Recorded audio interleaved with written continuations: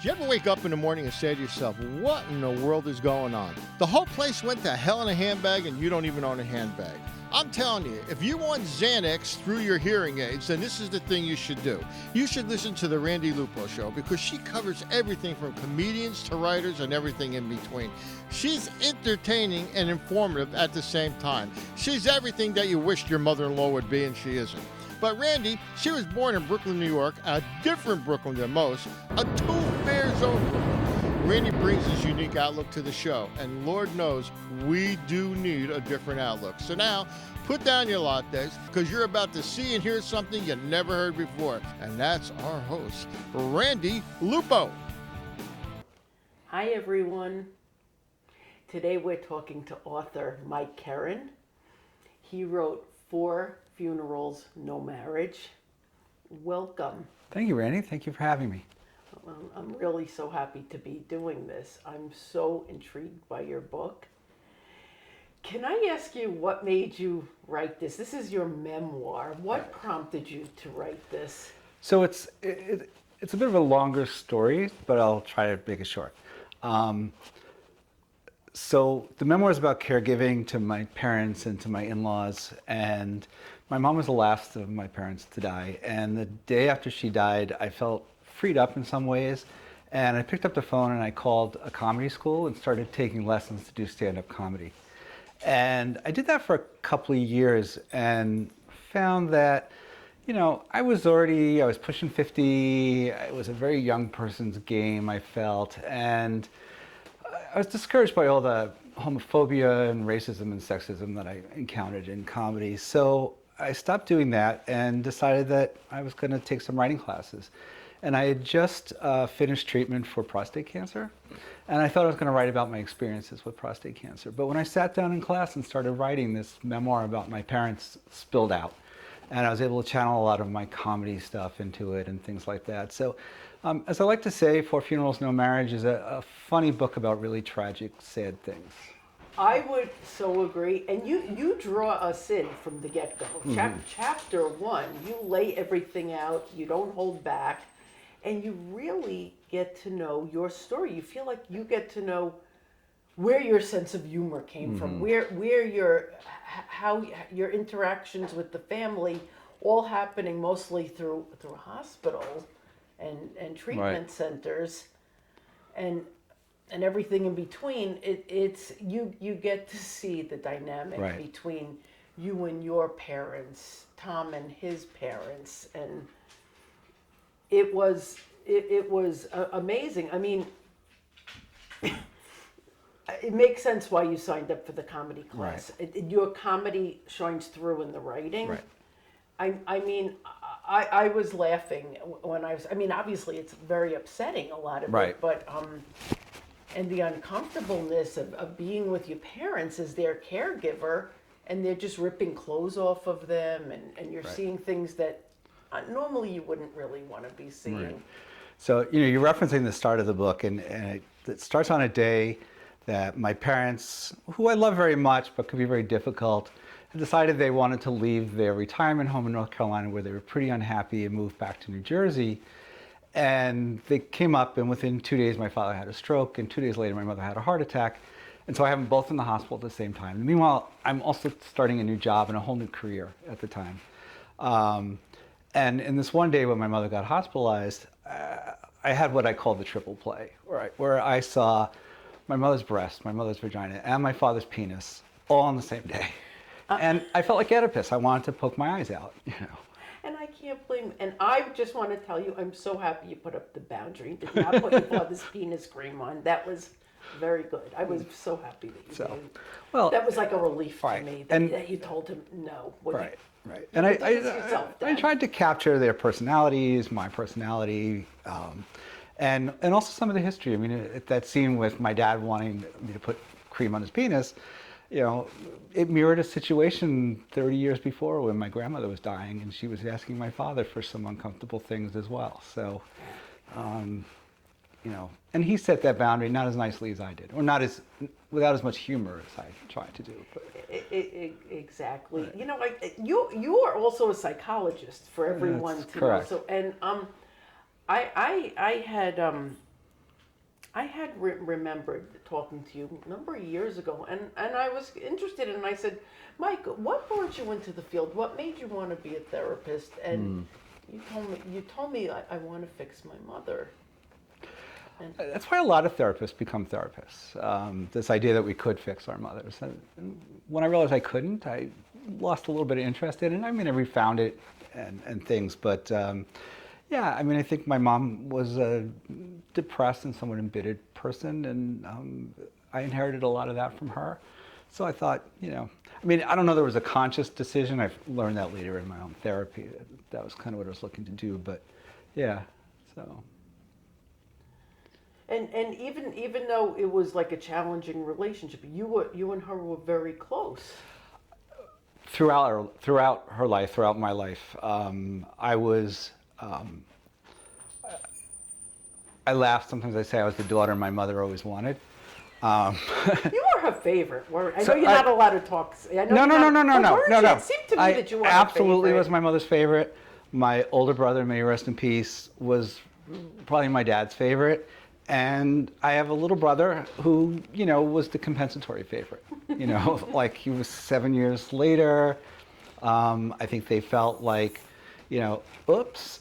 So they loved him too much sometimes, I think, Right. because of that. But yeah, I was definitely my mom's favorite. For most of my life, we were tight. We speak several times a week. There were periods of time when I'd get upset with her and stuff like that. And very often she would, I think she worked to keep my father and I at odds at times. And I found that out in a really difficult way. I was at an uncle's 45th birthday or something like that. And I was in graduate school and poor as can be. My student loans were delayed. I was like borrowing from Peter to pay Paul all the time. And at the end of the party, my father said, "Do you need any money?" And my mother, every time my mother would send me money, she'd be like, "Don't tell your father I'm doing this," right? And I said, "Yeah, $20 will get me through the week."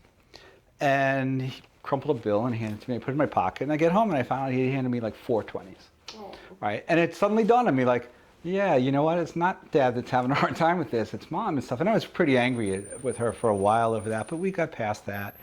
And, but yeah, definitely. And it wasn't, for the most part, it wasn't hard to take care of her. She didn't put up a lot of fights and, and stuff like that. When we were caregiving, Tom, my husband's father, he was a little bit more resistant and things like that. And I talk to a lot of caregivers now whose, families like put up all kinds of fights and don't want to do things. And, my mom just went along with it, which made life a lot easier. Absolutely. And what put you in the caregiving role? Being that you're not an only child, you Right. do have to, you had 2 siblings at that point. So, yeah, sometimes I forget I'm not an only child. But so, as I said, my parents had been living in North Carolina for about 10, 12 years. They'd moved down when the grandkids were starting school, and now the oldest one was getting ready to graduate. The next one was moving into high school, and they didn't need him as much anymore, and they had never really liked where they lived. Yeah. But my mom had heart disease, and she had her first heart attack probably 18 years before she passed. And she did really well for about 5 years, and then she got fed up with her rehab routine, and she didn't like the equipment that they had, so she stopped going, and her health just declined over the next 13 years or so. And when they were in North Carolina, I never heard of it. They would be like, "Oh, we didn't tell you because we didn't want you to worry," or whatever, But, as soon as it was done, they would call me and go, "We didn't want you to worry, but, Mom had another heart attack," or, "Mom got another stent." And of course, all you did was worry. Right. It's like, now I have to worry all the time. And when they came up for, this house hunting trip, when they both got sick, my mom had an angioplasty, and the doctor says to me, "Your mom is a really sick woman." And I was like, "Really?" And I said, and he shows me this picture of my mom's heart. And at that point, she had like 12 stents, which is a lot. And you didn't know. I had no idea, right, that it was this extensive and stuff. So over lunch that day, I'm talking to my older brother, and I'm like, "Do you know how sick she is? Did you?" He says, No. And I said, "Didn't you ever ask?" And he'd be like, "No, why would I talk to her doctors?" Now, my dad was alive and he was the primary caregiver, but my father had no background, no anything. Like he could have used some support. And Stuart at that point, when Mom had her first heart attack, I think was still in college or was just getting out, and he was working for a company where he traveled a lot and things like that. And I always let Stuart off the hook. Stuart was my baby brother, of course, and the babies always gets off. So Gets off the hook. now he may say it differently, but I think I do. And I think because it was here and they weren't, it made sense. And at that point, my father really could no at first they were both in the hospital at the same time. My father was fighting for his own health, and so we had to step up. And is she in the picture? Okay. We like dogs. Oh, okay. All right.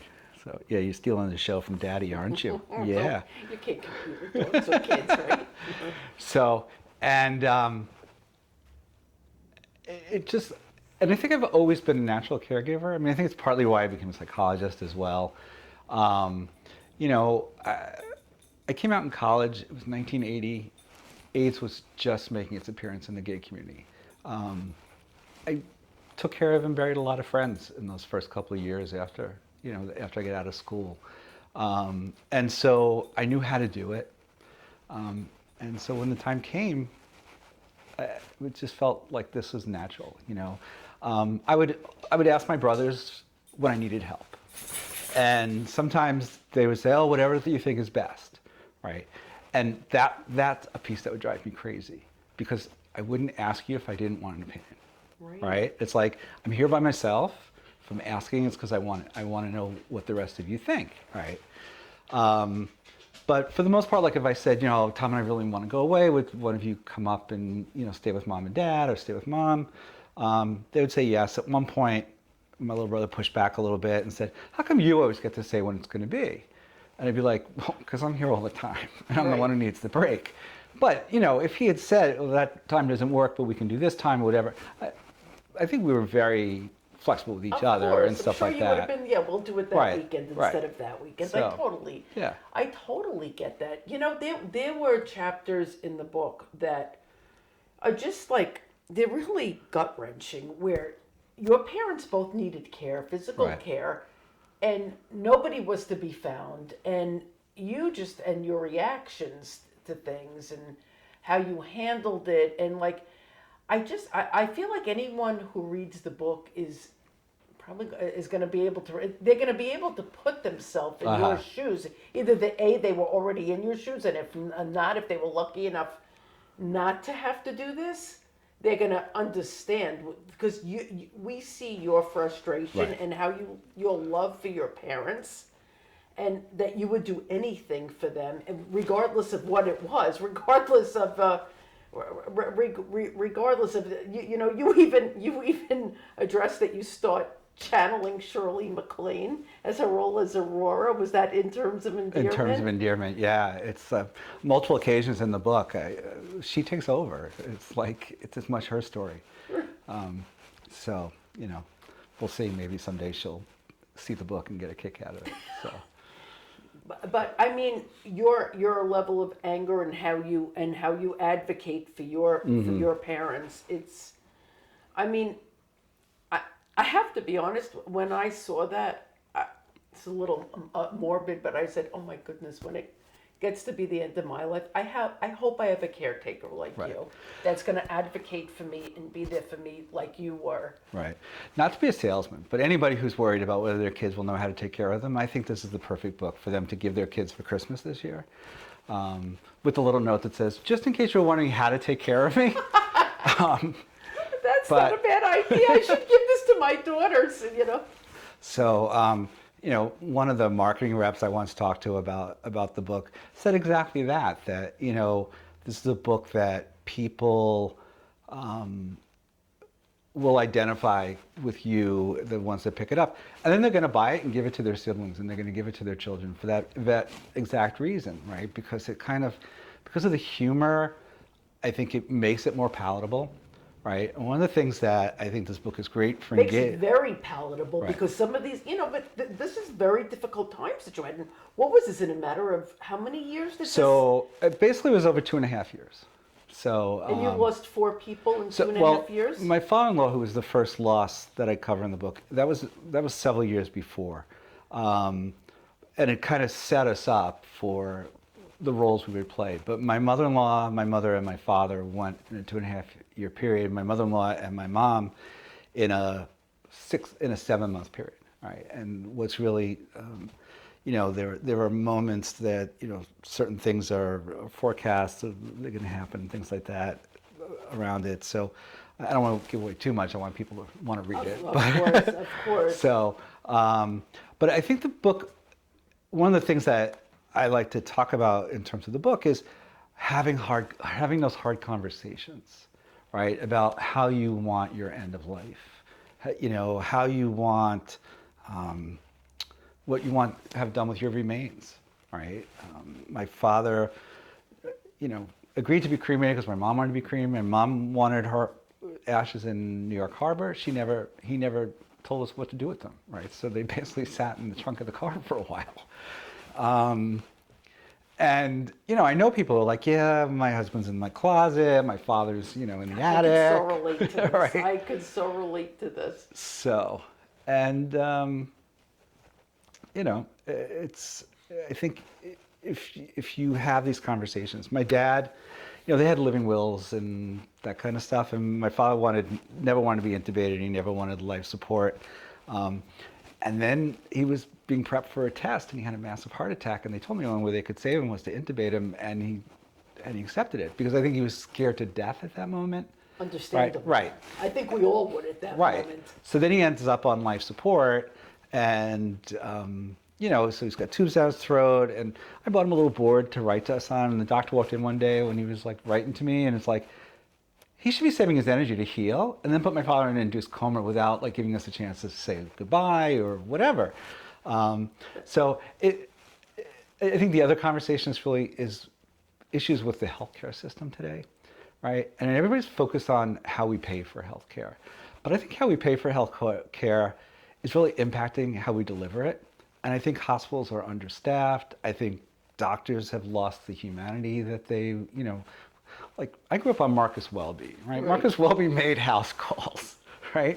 Nobody makes house calls anymore, right? No. Not even if your next door neighbor's a doctor, he won't come over, because he can't bill for that, right? And malpractice. And right, exactly. But, like, there's a team of nurses, and you go to get help for your loved one, and they're like, "Oh, he's not my patient. Talk to so and so, or talk to so and so." And one of the hospitals had signs everywhere: "Patient's comfort is everybody's business." Right? Well, I walk in one day and find my father sitting. He had soiled himself, and the food service guy comes to bring him food, and I'm like, "Wait, he's sitting in shit. You think he should eat with? Shit ain't my job." Were you ready to wring his neck? Well, I just looked at him and I said, have you seen the signs in the hallway that say, patient comfort is everybody's business? So, that was a place where Aurora was about to make an appearance and things. And I honestly, I loved when Aurora came out. Right. I think everyone will love, because, Aurora was the champion. She got things done. Right. She got things done for her loved ones. That was number one priority. Right. Because if you didn't advocate for them, no one else would have. And what I got from that, they felt powerless. They kept saying to you, Mike, please be nice, because I'm stuck here and I don't want them to take it out. And they were like almost afraid, and like it really gave you like a perspective of what also, like, it showed both sides, what it's like to be the caregiver wanting excellent care for your loved ones versus being the patient in the bed and being afraid of asking or wanting too much because there may be some retaliation or maybe, not being treated as well. I raised that with like the nursing supervisors on the unit sometimes, and they're like, that's a legitimate fear, like the nurses are people and they sometimes act out. But, I made a point of getting to know the nurse managers, the charge nurses, the social workers on the unit, And they were my right hands, you know. I mean, most nurses in general, I mean, I admire them. Right. I mean, it's a calling. But like you said, like any profession, you're Right. going to have the great ones, you're going to have the not so great ones, and the ones in between. Did you find the great ones? Did you manage to find a lot of great ones? The best nursing staff was in the hospice, where my mother and mother-in-law both passed. They were so there and so attuned to everybody's needs. In the hospital, I thought it was a little bit harder. And it's funny, I have a friend who, she's older now and retired a long time, but she was a nurse for years and years, and started in the day when nurses wore white starch uniforms and caps, right? Yeah. And I kind of have this theory that when nurses stopped wearing caps, they became a little less professional than they had been. You know, and I've worked with a lot of loving and caring nurses and things, but in general, I don't see them like as Florence Nightingale anymore. But do you think it's because they're so overworked? I think it's because they're overworked, but I think it's also like a uniform reminds you of your profession sometimes. And I just wonder if we went back to that kind of thing, you That's know, interesting. instead of like wearing teddy bear scrubs or whatever, you know, the stuff that they wear, you know. So, but So I need to ask you, when is your book coming out? Because I know that people are going to love it. Right. I honestly, I can't put it down. I really can't put it down. It is the kind of book that just grabs you. And I mean, there's nights I'm up till 3 a.m. reading it. Because sorry if I'm the cause of your insomnia. not at all. I did. So the actual release book of the date is October 5th of 2021. I don't know when this is going to hit the airs, but it's available now for pre-order at Amazon, Barnes & Nobles, all the booksellers online and things like that. And do you have a website? I do. It's mikekeren.com, MIKEKEREN.com. And on the website there are links to that. There my schedule of places where I'll be reading from the book, a little video from my old days when I did comedy. I look forward to seeing that. Yeah, and you know, a little bit about myself, a little more of the story of the book and things like that. And as I've been doing a lot of these sort of interviews and podcasts and webcasts and things, and as those get published, I'll have links to those. And so if you're interested, take a look at the website. I definitely am interested, and I Yeah. look forward to coming to your book readings as well. Yeah, good. Mike, thank you so much for joining us today. Thank you so much for having me. This was so interesting, and I just want to let everyone know that we're going to be doing part 2, where Mike Keren is going to be reading an excerpt from his book, 4 Funerals, No Marriage. Hey everybody, thanks for watching the Randi Lupo Show. Thanks for checking out the show. Be sure to follow Randi on Twitter at Randi Lupo. Thanks to Broadband Box Office and VK Media. Have a great evening.